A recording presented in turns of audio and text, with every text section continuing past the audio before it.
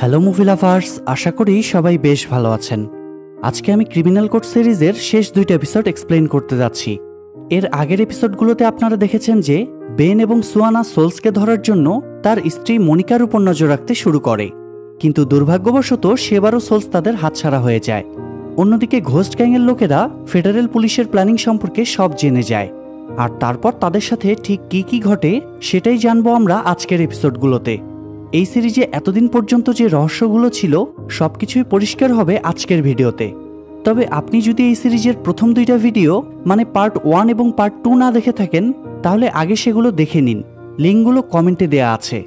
আর যারা অলরেডি দেখেছেন তারা চলুন আসল রহস্যটা দেখে নেই। তো সোলসকে ধরতে যাওয়া লোকাল পুলিশ অফিসাররা মারা যাওয়ায় মিডিয়াতে তোলপাড় শুরু হয়। তারা শিপিং গোডাউনে গিয়ে বেনের কাছে জানতে চায় যে গোল্ডের ডাকাতির সাথে ওই পুলিশদের মারা যাওয়ার কোনো সম্পর্ক আছে কিনা, কিন্তু বেন এখানে তাদের প্রশ্নের কোনো উত্তর না দিয়ে গোডাউনের ভিতরে চলে যায়। সেখানে সে সুয়ানাকে বলে যে এসব কিছুর পেছনে সোলসেরই হাত আছে, এটা কোনো কোইন্সিডেন্স নয়। সুয়ানাও তার সাথে সহমত পোষণ করে। বেন এটা মেনে নিতে পারছিল না যে সোলস তাদের এত কাছে এসেও হাতছাড়া হয়ে গেল। তখন সুয়ানা তাকে বোঝায় যে এখনও তাদের হাতে সুযোগ আছে, তাই তারা দুজন আবার কাজে লেগে পড়ে। অন্যদিকে সোলসকে দেখা যায় গোল্ড ভর্তি গাড়িটা তার টিমের কাছে নিয়ে যায়, আর তারা গাড়িতে থাকা গোল্ড বারগুলো একটা অ্যাম্বুলেন্সে শিফট করে নিয়ে তাদের গন্তব্যের উদ্দেশ্যে রওনা হয়। এদিকে মন্টেরার গ্যাংয়ের লিডার জেসন সেই গোল্ডের জন্য অপেক্ষা করতে থাকে, কারণ সোলস মূলত গোল্ডগুলো নিয়ে তাদের কাছেই আসছিল। এরই মাঝে সুয়ানা রশিকে ফোন করে কেসের আপডেট জানায়। তারা জানায় তারা সিসিটিভি ফুটেজ থেকে জানতে পেরেছে যে যারা ডাকাতি করতে গিয়েছিল তারা সবাই সাদা রঙের মাস্ক পরা ছিল। সেটা শুনে রশির ঘোস্ট গ্যাংয়ের কথা মনে পড়ে, কারণ অর্গানাইজেশনের গ্যাংগুলোর মধ্যে শুধুমাত্র ঘোস্ট গ্যাংই সাদা মাস্ক পরত। সুয়ানা রশিকে এটাও জানায় যে তাদের ব্যাপারে সব তথ্যগুলো লিক হয়ে গিয়েছে। তাদের ধারণা মন্টেরাই এই কাজটা করেছে। তবে রশির মনে এখানে অন্য সন্দেহ জাগে, তাই সে অফিসের সবাইকে খতিয়ে দেখার জন্য তাদের কাছে জানতে চায় যে তাদের মধ্যে কে কে সুয়ানাদের লোকেশন জানে, কিন্তু কেউই কোনো পজিটিভ আনসার দেয় না, অর্থাৎ তারা কেউই বেনদের অ্যাড্রেস জানত না। এমন সময় হঠাৎ ওয়েলহামের কাছে একটা অপরিচিত নাম্বার থেকে ফোন আসে। ওয়েলহাম সেটা দেখে ভীষণ ঘাবড়ে যায়, কারণ অর্গানাইজেশনের লোকেরা সাধারণত অপরিচিত নাম্বার থেকেই ফোন দিত। তাই মিটিং শেষে ওয়েলহাম সেই নাম্বারটাতে ফোন ব্যাক করে। গ্যাংয়ের লিডার তখন ফোন রিসিভ না করার কারণে তাকে অনেক বকাঝকা করে, আর তাকে হুমকিও দেয় যে সে যদি কোনো রকম ঝামেলা করে তাহলে তার বিরুদ্ধে থাকা প্রমাণগুলো তার বস অর্থাৎ রশির হাতে পৌঁছে যাবে। সেটা শুনে ওয়েলহাম ভীষণ ঘাবড়ে যায়। এদিকে সুয়ানারা ওই শিপিং গোডাউনের সকল এমপ্লয়ীদের ডেকে জিজ্ঞাসাবাদ করতে শুরু করে। তাদের মধ্যে একজনের উপর তাদের সন্দেহ হয়। তখন তারা লোকটার উপর একটু প্রেশার দিলেই সে স্বীকার করে নেয় যে সে ডাকাতদের হেল্প করেছে। এরপর তারা ওই রোডে থাকা একটা ফ্যাক্টরির বাইরের সিসিটিভি ফুটেজ চেক করে একটা অ্যাম্বুলেন্সের ব্যাপারে জানতে পারে, কিন্তু অদ্ভুত বিষয় হলো ওই এলাকা বা তার আশেপাশে কোথাও হসপিটাল ছিল না, তাই তাদের মনে সন্দেহ হয়। তবে দুর্ভাগ্যবশত তারা সেই অ্যাম্বুলেন্সের নাম্বারটা জোগাড় করতে পারে না, কারণ তার কিছুটা অংশ ঘোলাটে ছিল। তবে যে অংশটুকু তারা জানতে পেরেছিল সেটা তারা প্রফেসরকে পাঠিয়ে ওই নাম্বারের সাথে মিল রেখে কতগুলো অ্যাম্বুলেন্স ওই এলাকায় আছে সেটার খোঁজ করতে বলে। প্রফেসরও সেগুলো চেক করে জানায় যে ওই নাম্বারের সাথে মিলে এমন কোনো অ্যাম্বুলেন্স রেজিস্টার করা নেই। সেটা শুনে বেন বুঝতে পারে যে ডাকাতরা নিশ্চয়ই নকল অ্যাম্বুলেন্স ডিজাইন করেছে। তাই বেন প্রফেসরকে খোঁজ নিয়ে দেখতে বলে যে ওই নাম্বারের সাথে কতগুলো গাড়ির নাম্বার ম্যাচ করে। তখন প্রফেসর চেক করে জানায় যে মোট 999টা গাড়ির নাম্বার ম্যাচ করে। এমন সময় রশি সেখানে এসে 999টা গাড়ির কথা শুনে হতবাক হয়ে যায়। তখন প্রফেসর তাকে জানায় যে চিন্তার কোনো কারণ নেই, কারণ সে ইতিমধ্যেই ওই গাড়িগুলো থেকে এমন 32টা গাড়ি খুঁজে বের করেছে যেগুলোর উপর সন্দেহ করা যায়। বেন তখন তাকে এই গাড়িগুলোর স্পিড চেক করতে বলে, কারণ ডাকাতরা অবশ্যই ডাকাতির মালপত্র নিয়ে দ্রুত গন্তব্যে পৌঁছানোর জন্য বেশি স্পিডে গাড়ি চালাবে। প্রফেসর এবার চেক করে তাদেরকে একটা গাড়ির ব্যাপারে জানায়, যেটা রাস্তায় 120 থেকে 130 কিলোমিটার বেগে চলেছিল, আর সেটা রেজিস্ট্রেশন করা ছিল একজন 85 বছর বয়সী বৃদ্ধ মহিলার নামে। কিন্তু 85 বছর বয়সী মহিলার পক্ষে তো এত স্পিডে গাড়ি চালানো সম্ভব নয়। তাই বেনরা বুঝতে পারে যে তার মানে ওটাই ডাকাতের গাড়ি। ফলে তারা কয়েকটা টিমে ভাগ হয়ে ওই গাড়িটাকে ফলো করতে শুরু করে। অন্যদিকে সোলস ওই গাড়িটা নিয়ে শহর থেকে অনেকটা দূরে চলে আসে। সেখানে তার জন্য একটা প্রাইভেট জেট অপেক্ষা করছিল। সোলস গাড়ি থেকে গোল্ডগুলো ওই প্লেনে শিফট করতে শুরু করে। দুর্ভাগ্যবশত ফেডারেল টিম সেখানে পৌঁছানোর আগেই সোলস সেখান থেকে পালিয়ে যায়। রশি যখন এই বিষয়টা বেনকে জানায় তখন সে ভীষণ রেগে যায়। কারণ এত চেষ্টার পরেও সোলস আবারও তাদের হাত থেকে ফসকে গেছে। সে পাগলের মতো আচরণ করতে শুরু করে। সে জেদ করে বসে যে যেভাবেই হোক ওই প্লেনটাকে ফলো করে সে সোলসকে ধরবেই। কিন্তু গাড়ি দিয়ে তো আর প্লেন ধরা সম্ভব নয়। তাই সুয়ানা তাকে শান্ত হয়ে বিষয়টা ভাবতে বলে আর তাকে বোঝায় যে তাদের এখন ফিরে যাওয়া উচিত। তবে বেন কোনোভাবেই তার কথায় রাজি হতে চায় না। তাই একটা পর্যায়ে সুয়ানা ভীষণ রেগে যায়, কারণ বেন তার নিজের পরিবারের প্রতি মায়া না থাকলেও সুয়ানার আছে। সুয়ানা দিনের পর দিন এই কেসের পিছনে দৌড়াতে গিয়ে তার পরিবারকে সময় দিতে পারছে না। এতে তার পরিবারে অশান্তি শুরু হয়েছে। বিষয়গুলো সে মেনে নিতেই পারছে না। সে বেনকে বোঝায় যে তারও এখন নিজের জন্য একটা মায়ের জায়গা তৈরি করা উচিত। আসলে বেন তার ওয়াইফ এবং ছেলেকে অনেক ভালোবাসত, কিন্তু তার চাকরির কারণেই তাদের সম্পর্কটা নষ্ট হয়ে যায়। এরপর থেকে বেনের সাথে তাদের আর কখনোই যোগাযোগ হয়নি। তাই সুয়ানার কথাগুলো শুনে বেন ভীষণ ইমোশনাল হয়ে পড়ে। এরপর সুয়ানা সেখান থেকে ফিরে আসে আর বেনও চলে যায় তার পরিবারের সাথে দেখা করতে।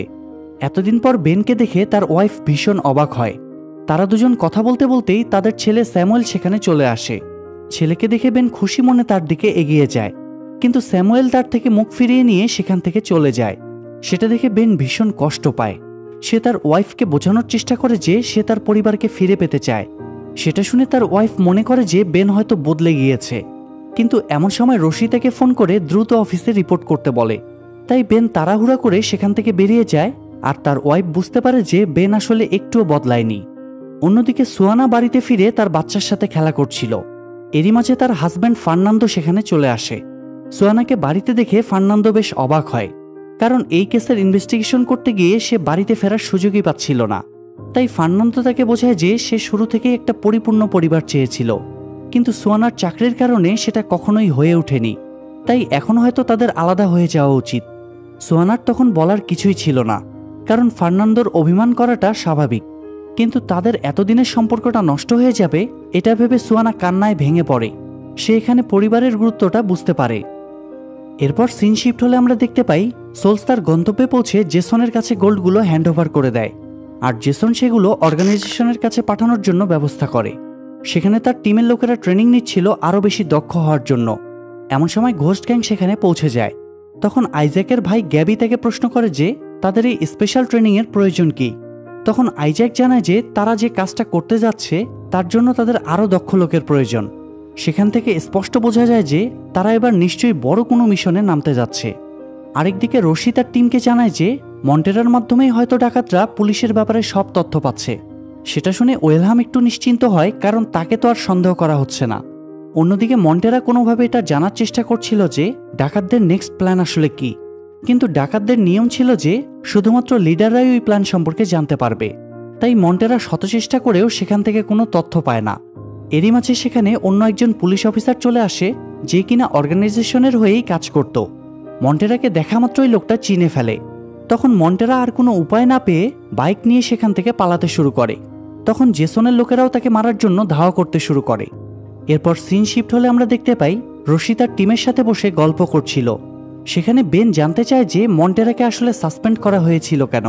তখন রশি তাদেরকে মন্টেরার গল্প শোনাতে শুরু করে। মূলত সে আগেও 2 বছর যাবৎ গ্যাংদের অর্গানাইজেশনে আন্ডারকভার পুলিশ হিসেবে কাজ করেছে। তখন সে অর্গানাইজেশনের রাঘব বোয়ালদের সাথে দেখা করার এবং কথা বলারও সুযোগ পায়। কিন্তু একদিন প্লিনিও নামের একজন আন্ডারকভার পুলিশ অর্গানাইজেশনের হাতে ধরা পড়ে। সেও অনেকদিন ধরে তাদের সাথে কাজ করছিল। লোকটা ধরা পড়ার পর গ্যাংয়ের লোকেরা তাকে প্রচুর মারধর করে, আর ঘটনাক্রমে তাকে খুন করার দায়িত্ব পড়ে মন্টেরার উপর। তবে মন্টেরা কাজটা করার জন্য প্রস্তুত ছিল না, আবার তার কাছে আর কোনো উপায়ও ছিল না, কারণ সে যদি ওই পুলিশ অফিসারকে না মারে তাহলে তাকেই মরতে হবে। এরপরও সে কোনোভাবেই ওই পুলিশ অফিসারকে মারতে রাজি হচ্ছিল না। তখন গ্যাংয়ের লোকেরা তাকে বারবার জোর করতে থাকে এবং একটা পর্যায়ে সে বাধ্য হয়ে গুলি চালিয়ে দেয়। ফলে প্লিনিও সেখানেই মারা যায়। তবে মন্টেরা বিষয়টা মেনে নিতে পারে না। সেই সাথে তার মনে ভয়ও চলে আসে যে তাকেও হয়তো একদিন এভাবেই মরতে হবে। তাই সে কাউকে কিছু না জানিয়ে সেখান থেকে পালিয়ে যায়। আর পরবর্তীতে ওই পুলিশ অফিসারকে খুন এবং না জানিয়ে ক্রাইম সিন থেকে পালিয়ে যাওয়ার কারণে তাকে পুলিশ ডিপার্টমেন্ট থেকে সাসপেন্ড করা হয়। তবে আগে যেহেতু সে ভিন্ন পরিচয়ে ভিন্ন গ্যাংয়ের সাথে কাজ করত, তাই এবার যখন সে নতুন পরিচয়ে নতুন গ্যাংয়ে জয়েন করে তখন তারা কেউই মন্টেরাকে চিনতে পারে না। যাই হোক, এদিকে মন্টেরাকে দেখা যায় ওই লোকগুলোর হাত থেকে বাঁচার জন্য বাইক নিয়ে একটা নদীর পাড়ে চলে আসে। সেখানে সে সুযোগ বুঝে ওই লোকগুলোকে গুলি করে মেরে ফেলে। লোকসংখ্যা কম হওয়ায় তার জন্য বিষয়টা বেশ সহজ ছিল। তবে এরই মাঝে জেসনের আরও কিছু লোক সেখানে পৌঁছে যায়। তখন মন্টেরা আর কোনো উপায় না পেয়ে স্পিডবোট নিয়ে দ্রুত সেখান থেকে পালিয়ে যায়। তবে যাওয়ার আগে যাদেরকে সে মেরে ফেলেছে তাদের মধ্য থেকে একজনের ফোন নিয়ে যায়। এদিকে আইজ্যাক তার টিমকে বলে যে তাদের এখন নিজেদের আস্তানা ছেড়ে হোটেলে থাকা উচিত, কারণ যে কোনো সময় পুলিশ তাদের আস্তানা এসে অ্যাটাক করতে পারে। তখন বাকিরা তার কথা মেনে নিয়ে হোটেলে থাকতে চলে যায়। এরপর সিন শিফট হলে আমরা দেখতে পাই রশি অফিস থেকে বাড়ি ফিরে দেখে মন্টেরা তার বাড়ির সামনে দাঁড়িয়ে অপেক্ষা করছে। তাকে দেখে রশি একটু অবাক হয়। তখন মন্টেরা তাকে জানায় যে সে ডাকাতদের কেসের ব্যাপারে কিছু গুরুত্বপূর্ণ তথ্য দিতে এসেছে। রশি তখন অবাক হয়ে প্রশ্ন করে যে সে অপারেশন হেডকে না জানিয়ে তাকে কেন জানাতে এসেছে। তখন মন্টেরা বলে সে কোনো বিশেষ ব্যক্তির আন্ডারে কাজ করে না, সে পুলিশের হয়ে কাজ করে। আর এই বিষয়টা তাদের কমিশনার আগে থেকেও জানতো, যাকে মন্টেরা প্রতিদিন ফোনের মাধ্যমে রিপোর্ট করত। তখন রশি তাকে জিজ্ঞেস করে যে সে যে আন্ডারকভার পুলিশ হিসেবে ওই গ্যাংয়ের সাথে কাজ করেছে এর কোনো প্রমাণ তার কাছে আছে কিনা। তখন সে ওই গ্যাংয়ের লোকটার কাছ থেকে পাওয়া ফোনটা রশিকে দিয়ে দেয়, সেই সাথে নিজের ফোনটাও দিয়ে দেয়, কারণ তার ফোনটায় সে ডাকাতদের কথাগুলো রেকর্ড করে রেখেছিল। রশি তখন তার কাছ থেকে ডাকাতদের পরবর্তী প্ল্যান সম্পর্কে জানতে চায়, কিন্তু দুঃখের বিষয় মন্টেরা নিজেও এই ব্যাপারে কিছুই জানত না। তবে সে রশিকে এটা জানায় যে ডাকাতরা এবার অনেক বড় কিছু করতে চলেছে। এটা বলে মন্টেরা সেখান থেকে চলে যায়। তো পরদিন অফিসে গিয়ে রশি তার টিমের সাথে মন্টেরার বিষয়টা আলোচনা করে। তবে বেন তার কথা বিশ্বাস করতে চায় না, কারণ সে কখনোই মন্টেরার উপর বিশ্বাস করত না। কিন্তু সুয়ানা তখন তাকে বোঝায় যে তাদের মন্টেরার উপর বিশ্বাস করা উচিত, কারণ এর আগেও সে সোলসকে ধরার জন্য নিজের জীবন বাজি রেখে বেনদের সাহায্য করেছে। সে এটাও জানায় যে টারকাওয়ের মিশনে একটা মাস্ক পরা লোক ডাকাতদের হাত থেকে তাকে প্রাণে বাঁচায়। লোকটার চোখ দেখে সুয়ানার পরিচিত মনে হয়েছিল, হয়তো সেও মন্টেরাই ছিল। যাই হোক, অনেক তর্ক বিতর্কের পর একটা পর্যায়ে তারা সিদ্ধান্ত নেয় যে তারা মন্টেরাকে বিশ্বাস করে সেই অনুসারে এগোবে। এরপর রশি মন্টেরাকে ফোন করে জানায় যে তার দেওয়া ইনফরমেশন অনুযায়ী তারা কাজ করবে, কিন্তু সেটার জন্য তাকে অপারেশন হেডের পারমিশনের অপেক্ষা করতে হবে। তখন মন্টেরা রেগে গিয়ে বলে ওঠে এটা কোনোভাবেই সম্ভব নয়, কারণ ডাকাতরা অলরেডি তাদের কাজ শুরু করে দিয়েছে। এটা বলেই সে ফোনটা ছুঁড়ে ফেলে দেয়। এদিকে ওয়েলহাম ভিন্ন পরিচয়ে একটা হোটেলে গিয়ে ওঠে, কারণ তাকেও এবার ডাকাতদের সাথে মিশনে নামতে হবে। এরপর সিন শিফট হলে আমরা দেখতে পাই সুয়ানারা কাগজে লেখা একটা বাইবেলের আয়াত নিয়ে ডিসকাস করছে, যেটা তারা ক্রাইম সিন থেকে উদ্ধার করেছিল। ওই আয়াতটার মাধ্যমে বোঝানো হচ্ছিল যে কোনো একজন ব্যক্তি অপ্রত্যাশিত সময়ে এসে পৌঁছাবে, কিন্তু সুয়ানারা বুঝে উঠতে পারছিল না যে ওই কথাটার মাধ্যমে ডাকাতরা কি বোঝাতে চেয়েছে। তবে পরে তারা বুঝতে পারে এটা আসলে একটা কোড ছিল। এদিকে মন্টেরা যে অডিওটা রেকর্ড করেছিল সেটার অবস্থাও ভালো ছিল না যে সেখান থেকে বিশেষ কোনো তথ্য বের করা যাবে। তারা ধারণা করে ডাকাতরা এবার হয়তো আরও বেশি লোক নিয়ে ডাকাতি করবে, কিন্তু তারা সেই ডাকাতিরও কোনো ক্লু খুঁজে পাচ্ছিল না। তবে অনেক গবেষণার পর তারা বুঝতে পারে ডাকাতরা কিছু পুলিশ স্টেশনের ব্যাপারে রিসার্চ করছিল। এরপর আরও একটু মাথা ঘামানোর পর তারা আসল রহস্য উদ্ঘাটন করতে পারে। আসলে ডাকাতরা মূলত প্যারাগুয়ের একটা রিহ্যাব সেন্টারে আক্রমণ করার প্ল্যান করছিল, যেখানে দেশের বড় বড় অপরাধীদেরকে রাখা হয়, আর সেখানে অর্গানাইজেশনের মেইন মাস্টার মাইন্ড অর্থাৎ অ্যাম্বাসাডর বন্দী ছিল। আসলে অর্গানাইজেশনের লোকেরা যখন বিভিন্ন গ্যাংকে যুক্ত করে ডাকাতির প্ল্যান করতে শুরু করে, তখন অ্যাম্বাসাডরের সাথে তাদের একটা চুক্তি হয়। সেটা হলো সে ডাকাতদেরকে ভালোভাবে তাদের কাজ করার জন্য সব রকম সাপোর্ট দেবে, আর তার পরিবর্তে তারা তাকে ওই রিহ্যাব থেকে মুক্ত করবে। কিন্তু সমস্যা হচ্ছে সেখানকার সিকিউরিটি এতটাই কঠোর যে সহজে কেউ সেখানে ঢুকতেই পারবে না। তাই ডাকাতরা এতদিন যাবৎ ওই লোকটাকে বের করার প্ল্যানই করে যাচ্ছিল। আর মাঝখানে তাদের ডাকাতিগুলো ছিল তাদের এক প্রকার ট্রেনিং, এবং তারা যে টাকাগুলো অর্গানাইজেশনকে দিয়েছিল সেটা মূলত অর্গানাইজেশনের কাজগুলো সঠিকভাবে মেনটেন করার জন্য। যাই হোক, পুরো বিষয়টা বুঝতে পারার পর রশি তার টিমকে নিয়ে ওই রিহ্যাবের উদ্দেশ্যে রওনা হয়, কারণ মন্টেরা তো বলেছিল যে ডাকাতরা অলরেডি তাদের কাজ শুরু করে দিয়েছে। সেখানে যাওয়ার পথে বেনরা রশির সাথে এটা নিয়ে ডিসকাস করছিল যে মন্টেরা যদি তাদের তথ্য লিক না করে থাকে তাহলে করলোটা কে। কিন্তু তাদের কারো কাছে এই প্রশ্নের কোনো উত্তর ছিল না, কারণ তারা তখনও ওয়েলহামের ব্যাপারে জানতে পারেনি। এরপর সিন শিফট হলে আমরা দেখি ন্যাশনাল জেনেটিক ল্যাবের হেড টেকনিশিয়ান মারিয়া জানতে পারে যে তার টিমকে DNA hit of the year অ্যাওয়ার্ডের জন্য নমিনেট করা হয়েছে। তাই তাদেরকে একটা ফর্ম পূরণ করতে দেওয়া হয়। মূলত ওই ডাকাতির কেসের জন্যই তারা এই অ্যাওয়ার্ডের জন্য নমিনেট হয়েছে, আর তার পার্টনার ছিল ইউরি। তাই সে খুশি হয়ে ইউরিকে বিষয়টা জানায় এবং তার কাছে জিজ্ঞেস করে যে ওই ডিএনএ স্যাম্পলগুলো ব্যবহার করে ফেডারেলের তদন্ত কতদূরে গিয়েছে। তখন ইউরি তাকে জানায় যে এই ব্যাপারে কোনো ইনফরমেশন শেয়ার করার পারমিশন নেই। সেটা শুনে মারিয়া রেগে গিয়ে বলে সে তো ইউরির পার্টনার, তাই তার এই ব্যাপারে জানার অধিকার আছে। কিন্তু ইউরি তবুও তাকে কিছুই বলে না। তখন সে রাগের মাথায় ওই নমিনেশন ফর্মে ইউরির নাম কেটে দিয়ে শুধুমাত্র নিজের নামটা লিখে সাবমিট করে দেয়। এদিকে ডাকাতরা ওই রিহ্যাবে অ্যাটাক করার প্রস্তুতি নেয়। তারা জানতো যে পুলিশ যে কোনো সময় তাদের উপর অ্যাটাক করতে পারে, কারণ ওয়েলহাম আগে থেকেই তাদেরকে ফোন করে সতর্ক করে দিয়েছিল। অন্যদিকে রশি তার টিমকে নিয়ে মিলিটারি বেজে পৌঁছায়। সেখানে অপারেশন হেড তাদের সাহায্য করার জন্য স্পেশাল টিমকে নিয়ে অপেক্ষা করছিল। সেই টিমের লিডার ছিল লেটিসিয়া নামের একটা মেয়ে। লেটিসিয়া সবাইকে আশ্বস্ত করে যে তারা ফেডারেল টিমের সুরক্ষার জন্য সর্বোচ্চ চেষ্টা করবে। এরপর তারা সবাই মিলে ওই রিহ্যাবের উদ্দেশ্যে রওনা হয়। এরই মাঝে ডাকাতরা ক্লিনার সেজে ওই রিহ্যাবে ঢুকে অ্যাম্বাসেডরকে উঠিয়ে নিয়ে যায়। ফেডারেল টিম সেই ইনফরমেশন পাওয়া মাত্রই রিহ্যাবের বদলে তাদের গাড়িগুলোকে ফলো করতে শুরু করে। পুলিশ মূলত এটাই চেয়েছিল যে তারা যেন একসাথে পুরো গ্যাংকে ক্যাপচার করতে পারে। কিন্তু কিছু দূর যাওয়ার পরেই তারা দেখতে পায় সবগুলো রাস্তা ব্লক করে দেওয়া হয়েছে। তখন তারা সেখান থেকে বেরিয়ে মেইন রোডের দিকে যেতে শুরু করে। যেহেতু ডাকাতরা কয়েকটা টিমে ভাগ হয়ে বিভিন্ন রাস্তায় চলে গিয়েছিল, তাই পুলিশও কয়েকটা টিমে ভাগ হয়ে তাদেরকে ফলো করতে শুরু করে। এরই মাঝে ডাকাতদের একটা ট্রাক এসে পুলিশের একটা গাড়িকে দুমড়ে মুচড়ে দিয়ে যায়। কিছুক্ষণ পর তারা বেনদের সামনেই আরও একটা গাড়ি বোম মেরে উড়িয়ে দেয়। একের পর এক সহকর্মীদের হারাতে দেখে বেন ভীষণ কষ্ট পায়। এরপর কিছু দূর এগোনোর সাথে সাথেই ডাকাতরা গাড়ি থেকে বের হয়ে পুলিশের গাড়ির উপর অ্যাটাক করতে শুরু করে। তখন পুলিশও তাদের উপর পাল্টা অ্যাটাক করে। সেখানে দুই পক্ষের গোলাগুলি এবং বোম ব্লাস্টে বেশ কয়েকজন পুলিশ মারা যায়, কিন্তু বাকিরা এতে ভয় না পেয়ে সাহসিকতার সাথে যুদ্ধ চালিয়ে যায়। সেখানে ডাকাতদেরও অনেকেই মারা যায়। এমন অবস্থা দেখে সোলস আইজ্যাককে অর্ডার করে সে যেন অ্যাম্বাসেডরকে নিয়ে পালিয়ে যায়। আইজ্যাকও তার কথা মতো অ্যাম্বাসেডরকে নিয়ে পালাতে শুরু করে। তখন অপারেশন হেড রশিকে অ্যাম্বাসেডরের গাড়ি ফলো করতে বলে, কিন্তু রশিরা তখন ডাকাত দলের ফায়ারিংয়ে আটকে ছিল, তাই তাদের পক্ষে গাড়িটা ফলো করা সম্ভব হয় না। অ্যাম্বাসেডর হাতছাড়া হয়ে গিয়েছে জানতে পেরে বেন এবং সুয়ানা সোলসকে ধরতে চলে যায়। তখন সোলস কোনো উপায় না পেয়ে সেখান থেকে পালাতে শুরু করে। সেটা দেখে বেনরাও দ্রুত গাড়ি নিয়ে তাকে ফলো করতে শুরু করে। ততক্ষণে আইজ্যাক অ্যাম্বাসেডরকে নিয়ে তাদের আস্তানায় পৌঁছে যায়, আর তাদের এই মিশনে তাদেরকে সাহায্য করে প্যারাগুয়ের পুলিশের একজন অফিসার। আস্তানায় পৌঁছানোর পর অ্যাম্বাসেডরকে নিয়ে তারা একটা প্রাইভেট জেটে করে সেখান থেকে পালানোর সিদ্ধান্ত নেয়। তখন গ্যাবি আইজ্যাকের কাছে জানতে চায় যে এখন সোলসের কি হবে, সোলসের জন্য তাদের অপেক্ষা করা উচিত কিনা। তখন আইজ্যাক তাকে বলে দেয় যে তাদের এখন সোলসকে নিয়ে চিন্তা করার কোনো প্রয়োজন নেই, কারণ তারা তাদের মিশন কমপ্লিট করে ফেলেছে। এই কথা বলে সে সবাইকে নিয়ে প্লেনে উঠে সেখান থেকে রওনা হয়। এদিকে বেনরা তখনও সোলসকে ধাওয়া করে যাচ্ছিল। একটা সময় সোলস আর জেসন আলাদা আলাদা ডিরেকশনে চলে যায়।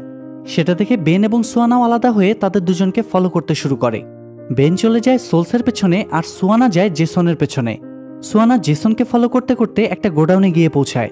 সেখানে জেসন আড়াল থেকে সুয়ানার উপর গুলি চালায়, তবে সৌভাগ্যবশত সুয়ানা বেঁচে যায়।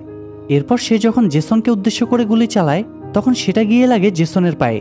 জেসনও তখন আহত অবস্থায় লুকিয়ে লুকিয়ে সুয়ানার উপর অ্যাটাক করতে থাকে, কিন্তু একটা পর্যায়ে সে বুঝতে পারে যে তার আর পালানোর কোনো রাস্তা নেই, তাই ফাইনালি সে সারেন্ডার করে নেয়। অন্যদিকে বেন সোলসকে ফলো করতে করতে একটা পার্কিংয়ে চলে যায়। সেখানে সারি সারি গাড়ি রাখা ছিল। তখন সোলস একটা গাড়ির পিছনে গিয়ে লুকিয়ে পড়ে আর বেন তাকে খুঁজতে থাকে। এমন সময় ওই কার পার্কিংয়ের কেয়ারটেকার সেখানে চলে আসে। সোলস তখন সুযোগ বুঝে সেই কেয়ারটেকারকে পাকড়াও করে। তাকে গান পয়েন্টে রেখে সে বেনকে ভয় দেখাতে থাকে যে বেন যদি তার কোনো ক্ষতি করার চেষ্টা করে তাহলে সে ওই কেয়ারটেকারকে মেরে ফেলবে। সোলস ভেবেছিল যে বেন হয়তো ওই লোকটাকে বাঁচানোর জন্য তাকে ছেড়ে দিবে, কিন্তু বেন উল্টো তাকে বলে যে তার যদি প্রয়োজন হয় তাহলে সে ওই কেয়ারটেকারকেই মেরে ফেলবে, কিন্তু তারপরও সে সোলসকে ছাড়বে না। এটা শুনে সোলস একটু ঘাবড়ে যায়। সোলসকে হাতে পেয়ে যেন বেনের রাগ কয়েক গুণ বেড়ে যায়, কারণ সোলস তো তার বন্ধুর খুনি। সে সোলসকে জানায় যে তাকে খুন না করা পর্যন্ত অথবা জেলে না ঢুকানো পর্যন্ত বেন শান্তি পাবে না। তার রাগ দেখে কেন যেন সোলসের মনে ভয় তৈরি হয়, তাই সে কেয়ারটেকারকে ছেড়ে দিয়ে নিজে থেকেই সারেন্ডার করে নেয়। এরপর বেন যখন তাকে অ্যারেস্ট করছিল তখন সে লক্ষ্য করে যে সোলস বাইবেলের আয়াতগুলো উচ্চারণ করছে। সেটা দেখে বেন একটু অবাক হয়, কারণ এমন দুর্দর্শ একজন অপরাধীর ধার্মিক হওয়ার বিষয়টা তার কাছে অদ্ভুত লাগে। যাই হোক, এরপরও সে সোলসকে সেখান থেকে নিয়ে অফিসে চলে যায়। অন্যদিকে সিন শিফট হলে আমরা দেখি ওয়েলহাম তার বুক করা হোটেলে গিয়ে উঠেছে, কিন্তু রুমের দরজা খোলার সাথে সাথেই কেউ একজন এসে তার মাথায় পিস্তল ঠেকায়। লোকটা আর কেউই নয় বরং মন্টেরা ছিল। মন্টেরা অনেক আগে থেকেই তার উপর নজর রাখছিল, তাই একটা সময় সে জানতে পেরেছিল যে পুলিশের তথ্যগুলো লিক করার পেছনে ওয়েলহামের হাত আছে, তাই সে ওয়েলহামকে গিয়ে পাকড়াও করে। তখন ওয়েলহাম তাকে ছেড়ে দেওয়ার জন্য অনুরোধ করতে থাকে আর বলতে থাকে যে সে এটা ভুল করে ফেলেছে। সেটা শুনে মন্টেরা বলে যে সে কোনো ভুল করেনি, সে অপরাধ করেছে, আর অপরাধীর শাস্তি জেলেই হয়। এদিকে এত কিছুর পরেও বেন কেন যেন মন্টেরাকে বিশ্বাস করতে পারছিল না। তাই সে মন্টেরার কাছে গিয়ে জানতে চায় যে তার কাছে ওয়েলহামের বিরুদ্ধে কি প্রমাণ আছে, কারণ সে তখনও মনে করছিল যে পুলিশের তথ্য পাচারের পেছনে হয়তো মন্টেরারই হাত আছে, না হলে সে কিভাবে বেন এবং ওই ডাকাতদের ব্যাপারে এত কিছু জানল। তখন মন্টেরা তাকে জানায় যে সে বেন এবং ওই ডাকাতদের গাড়িতে ট্র্যাকার লাগিয়ে দিয়েছিল। বেনের গাড়িতে ট্র্যাকার লাগানোর বিষয়টা শুনে বেন ভীষণ রেগে যায়, কিন্তু কোনো রকম রিয়্যাক্ট করে না, কারণ মন্টেরা সেটাই করেছে যা কিনা তার করা উচিত ছিল। এরপর সিন শিফট হলে আমরা দেখি যে মারিয়া ডিএনএ হিট অফ দ্য ইয়ারের অ্যাওয়ার্ড নিচ্ছে, আর ইউরি সেটা টিভিতে দেখছে। মারিয়াকে দেখে তখন ইউরির অনেক রাগ হচ্ছিল, কারণ ওই অ্যাওয়ার্ড পাওয়া তারও স্বপ্ন ছিল, কিন্তু কি আর করা। এদিকে অপারেশন হেড কমিশনারের কাছে ফোন করে অ্যাম্বাসেডরের হাতছাড়া হয়ে যাওয়ার বিষয়টা তাকে জানায়, আর এই পুরো বিষয়টার দোষ সে রশির উপর চাপিয়ে দিতে চায়। তখন কমিশনার তাকে বলে যে রশি যেটা করেছে সেটা একদম ঠিক করেছে, ফিল্ডে থাকা অবস্থায় সঠিক সিদ্ধান্ত নিয়েছে সে। সেই সাথে সে এটাও বলে যে যদি কারো কোনো ভুল থেকে থাকে তাহলে সেটা অপারেশন হেডই করেছে, কারণ সে প্রপারলি তার টিমকে গাইড করতে পারেনি। এই কথা বলে কমিশনার ফোনটা কেটে দেয়। এরপর রশিকে কমিশনার অফিসে ডেকে পাঠানো হয়। কমিশনার রশিকে সাহসিকতার সাথে লড়াই করার জন্য অভিনন্দন জানায়, আর সেই সাথে রশিকে অর্ডার দেয় যে সে যেন তার টিমকে নিয়ে এবার অ্যাম্বাসেডরকে ধরার প্ল্যান বানায়। তাই সেখান থেকে ফিরে রশি বেনদের নিয়ে অ্যাম্বাসেডরকে ধরার প্ল্যান বানাতে শুরু করে। আর এখানে এই সিরিজের সিজন 1 শেষ হয়ে যায়। তার মানে সিজন 2তে আমরা অ্যাম্বাসেডরকে ধরার জার্নি সম্পর্কে জানতে পারবো। তবে সিজন 2 যেহেতু এখনো রিলিজ হয়নি, তাই রিলিজ হওয়া পর্যন্ত অপেক্ষা করতে হবে। যাই হোক, আশা করি পূর্বের ন্যায় এই সিরিজটাও আপনাদের অনেক ভালো লেগেছে। তাই উৎসাহ পেলে এরকম আরও নতুন নতুন মুভি এবং সিরিজ নিয়ে আপনাদের সামনে হাজির হব। তাই যারা এখনো চ্যানেলটি সাবস্ক্রাইব করেননি তারা সাবস্ক্রাইব করে বেল বাটনটি অল প্রেস করে রাখুন।